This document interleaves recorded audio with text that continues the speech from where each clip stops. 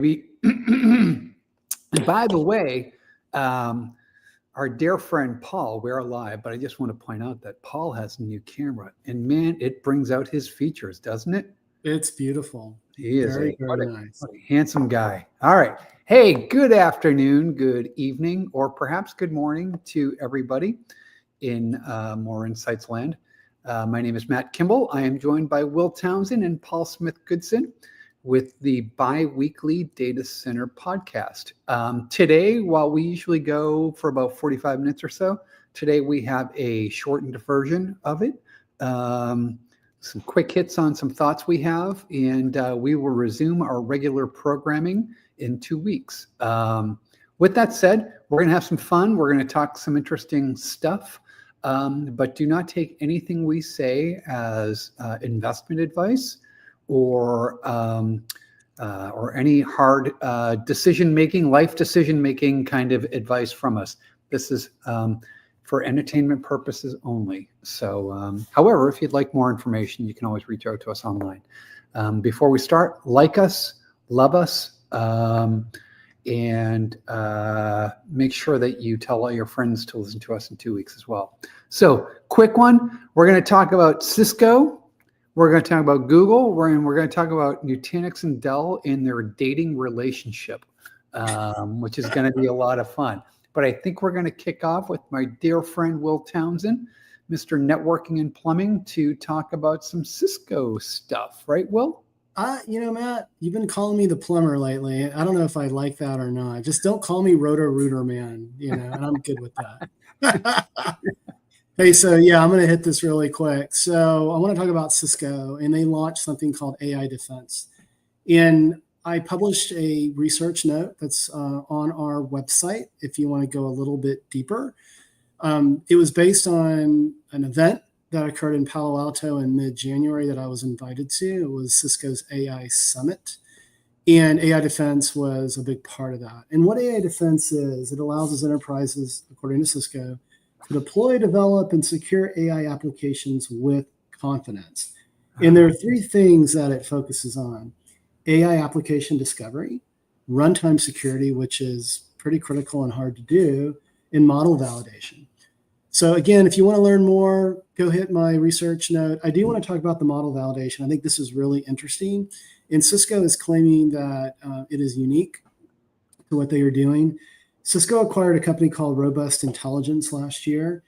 And basically what Robust Intelligence allows Cisco to do is automate the whole notion of red teaming, which is a very traditional cybersecurity practice where ethical hackers can, attack, a certain application or a large language model to determine its weaknesses. And what Cisco claims is that with this robust intelligence integration, that they can scale it well beyond human capabilities into the billions and trillions. And so it's interesting. So the solution will be GA in March. So I'm not going to call it a winner yet, but I believe it's got great promise. So Matt, what do you think about all that? I love that. I love the model validation, and I love the fact that they're using automation to do their red teaming. Red teaming, you're right, it's been around forever, and it's a great technique, red team, blue team, kind of, find, remediate, find again, remediate, kind of go back and forth. The problem is it's being run by humans, right? And while you have great hackers that are, usually great hackers that are ethical in nature and kind of looking for all your vulnerabilities, they're not perfect.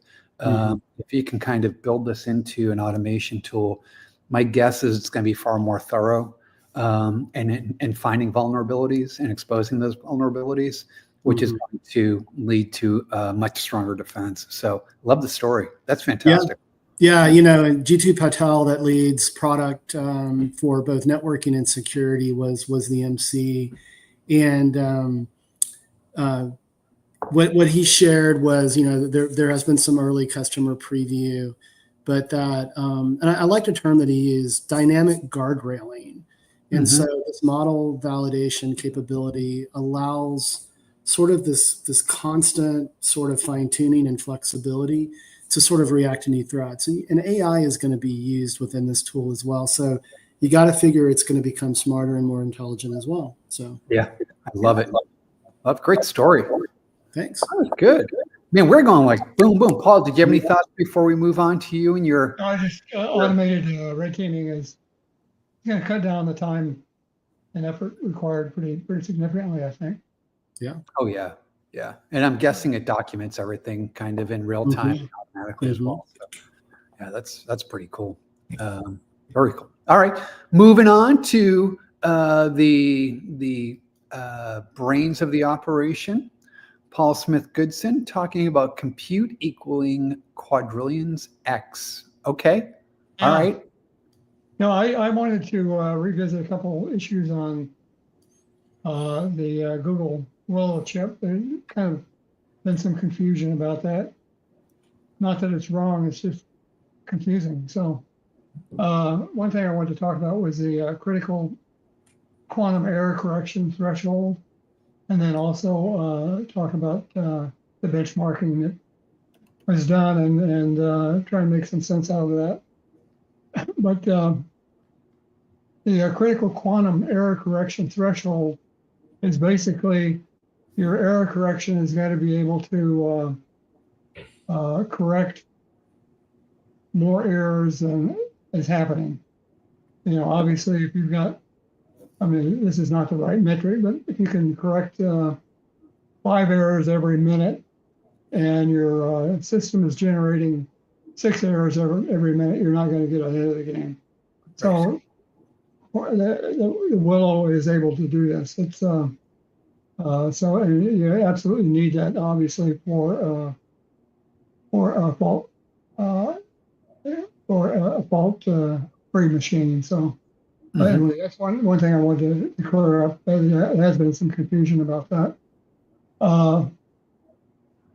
The other thing is when they ran the random circuit sampling, and then they compared it to the random circuit sampling that was done back when they ran it on the Sycamore back a couple of years ago.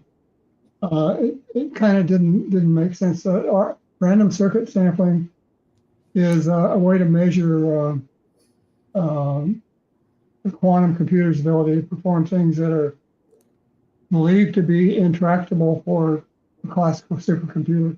So it's a good metric to see how much progress is being made.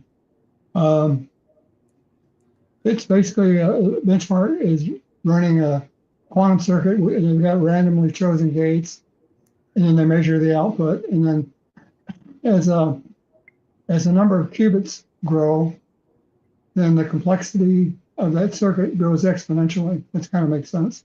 In 2019, the Sycamore processor had 53 qubits, and it ran that benchmark in 200 seconds, which was theoretically, it would take a classical supercomputer 10,000 years to complete.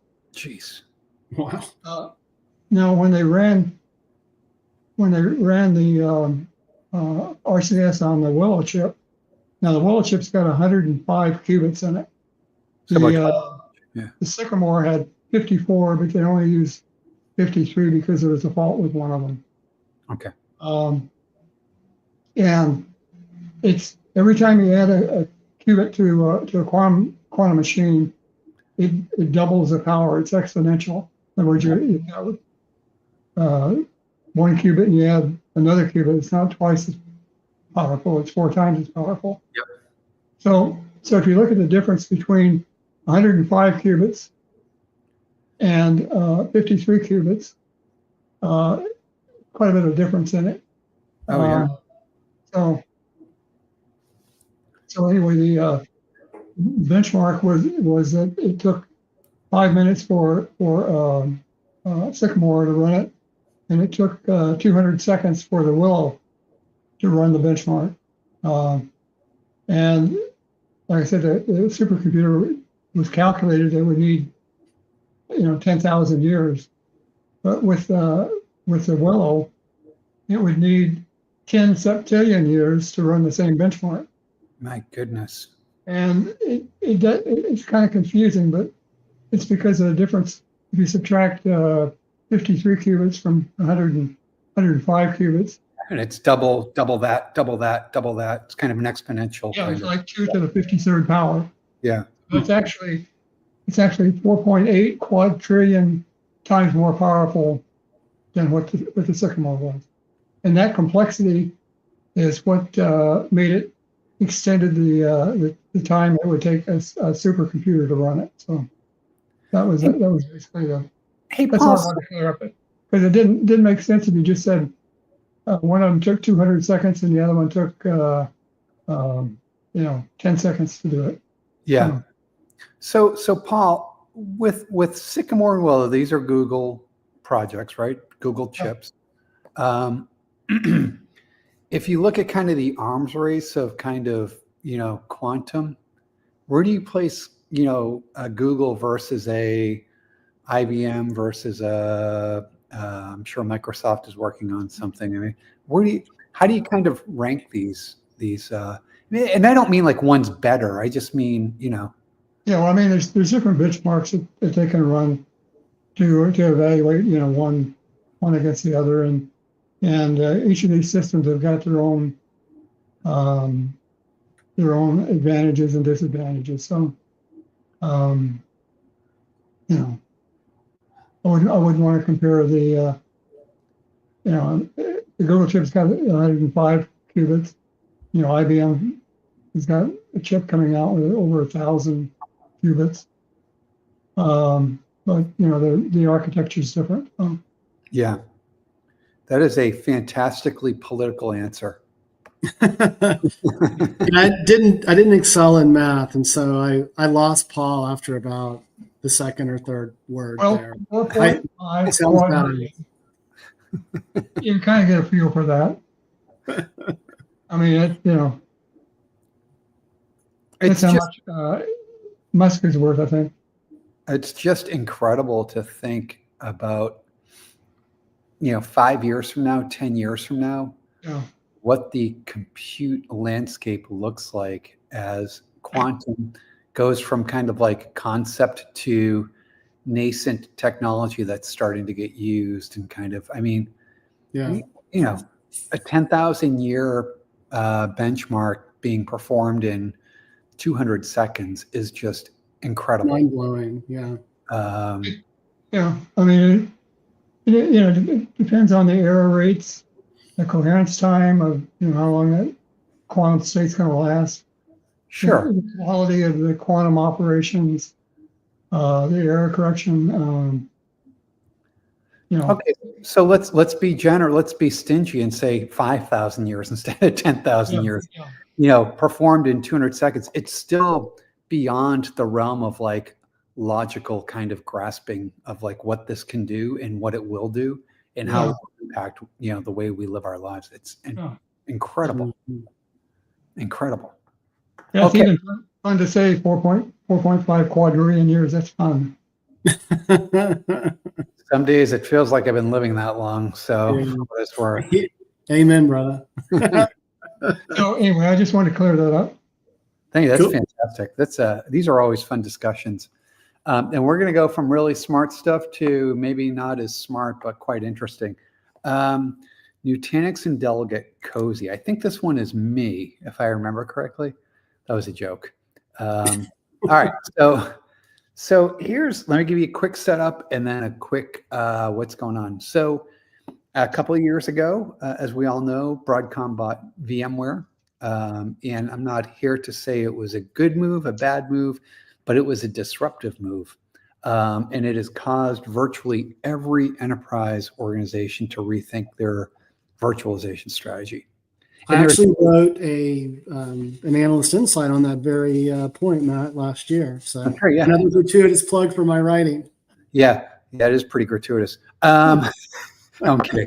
No, and it's a good write-up, and we have quite a few up on Moor Insights that kind of cover the market dynamics. But there are three kind of outcomes for enterprise IT organizations. One is you stick with VMware, you go with VCF 9, and you're all in on VMware's private cloud kind of strategy, which is a good and legitimate strategy. The second is you look for an alternative because maybe you're not as big or you're not going to consume as much of the capabilities of VCF. So you go to an alternative HCI kind of cloud-like solution. Nutanix, Red Hat, HPE has their own stack, Citrix, Hyper-V obviously from Microsoft. And then the third is you say, you know what, we're moving away from virtualization entirely. We're going to cloud native, still a cloud operating model, but maybe it's a slightly underlying technological difference. Can still use Nutanix, can still use Red Hat, but just a little bit different. I say all that because, in the wake of all of this disruption, Nutanix, of all the alternatives out there, has probably been, not probably, it has been the I would say the best mover in terms of like offering an alternative without being overly aggressive and overly in your face. They build tools, they build channel relationships, they build partnerships to go to market and make it easy to decide, figure your costs, do the migration, make the move, and then kind of live happily ever after. And they've always had strong relationships with Lenovo and with HPE, but they've had somewhat of a, strained is maybe the wrong word, but I'm going to use strained relationship with Dell because of Dell's entanglement with VMware for many years before Broadcom came in. Yeah. Right. It kind of pushed Nutanix to the back and kind of, Dell helped VMware sell more. VMware helped Dell sell more. Guess what? Now that the breakup happened between Dell and VMware, Nutanix and Dell have renewed their relationship and have gone to great lengths to build out these very bespoke platforms. It's called the Dell XC Plus. And I've written a paper on this on Moor Insights. That's my gratuitous plug. I wrote a research paper on it that kind of goes in depth as to what this is, but it's a bespoke cloud platform that will drive everything from traditional legacy workloads to cloud native to even AI. They have something called Gen AI in a box. So really kind of interesting platform. It's going to be fun to watch where this goes because Nutanix has a very strong channel presence. Dell has a strong enterprise presence.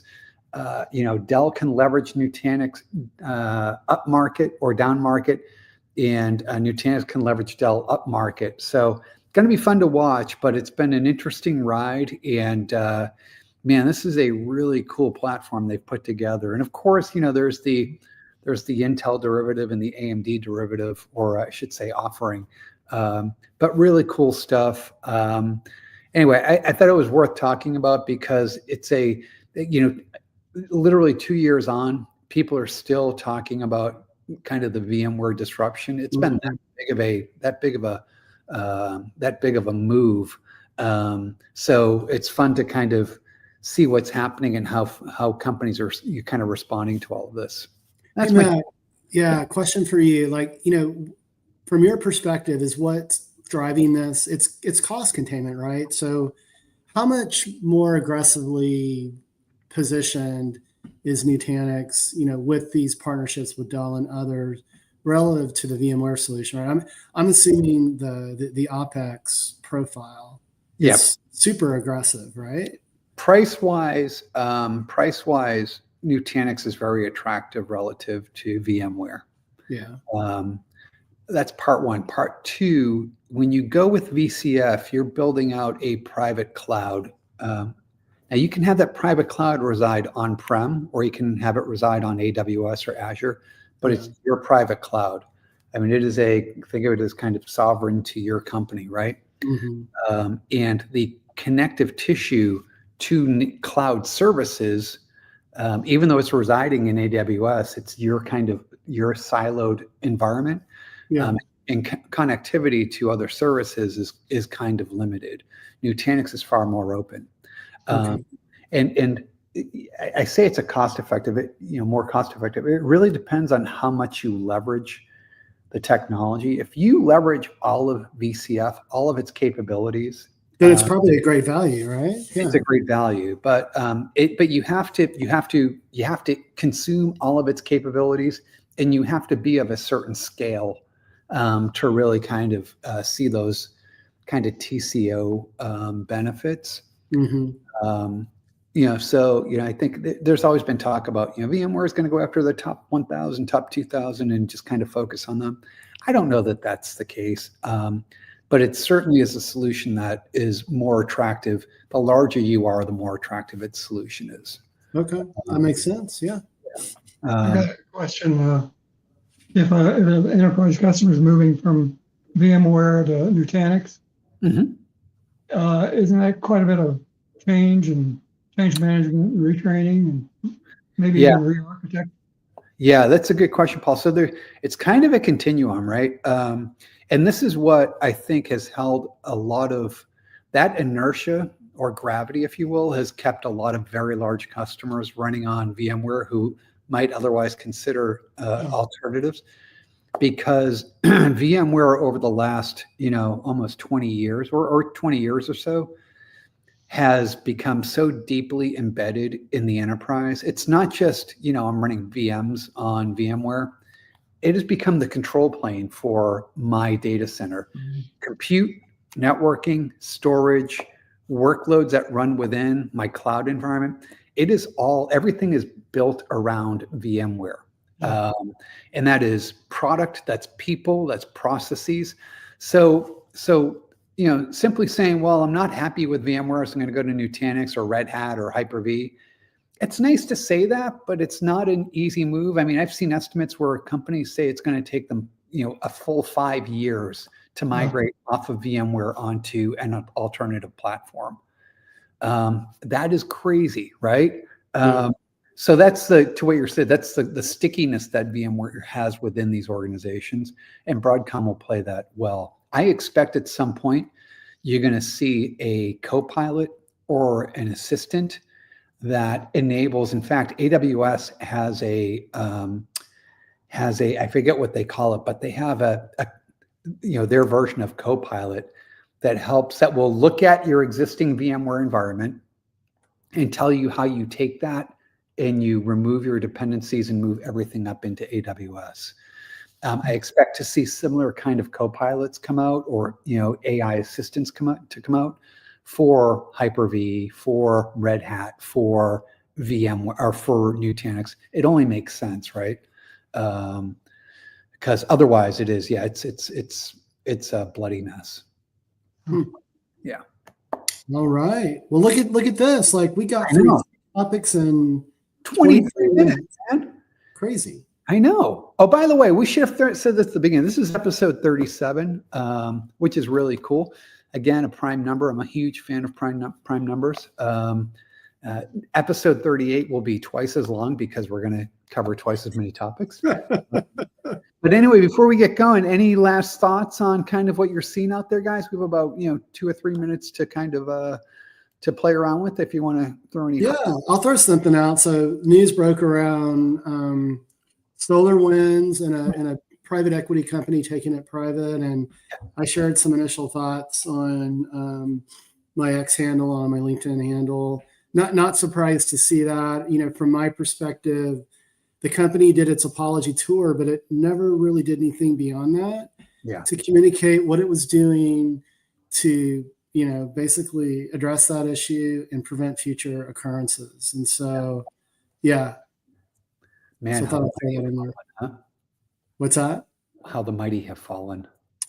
I know. I tell you what, boy, they were back in the day, man. Like, I would drive down Capital of Texas Highway in Austin and see their logo on the building, just like, with VMware as well. And things have changed. So, I think they can come out of it. I think, going private's going to allow them to really do some introspection, figure out what they need to address. And I think a lot of this was, just, how they messaged this to the market. And, I had spent some time with them, following that big supply chain hack. And I just didn't get a sense that it was sort of, I don't think they were in denial, but I just got a sense that they weren't recognizing how dramatic it was. And it was just sort of like business as usual. And they were reaching out to me. It's like, hey, we've got a great observability, solution. And then you've got other companies like Dynatrace and Datadog and Gigamon and Cisco that are just, full pedal to the metal. So, Yeah. I mean, I wouldn't count them out, but it's going to require a lot for them sort of to rebuild their go-to-market. So, yeah. I felt like, to what you're saying, I felt like they were kind of in an identity crisis even before that happened. Like, who are we and what do we do? Right. Yeah, it'll be interesting to see how that plays out. Any last thoughts from you, Paul? Just OpenAI came out with a deep research, which will produce analyst grade reports. What would take us 3 or 4 days? Yeah, what would take us 3 or 4 days to do can be done like in an hour. Well, It's going to cost you money to do it. what takes you 3 or 4 days takes me 3 or 4 weeks. So it's even better for my family. Anyway.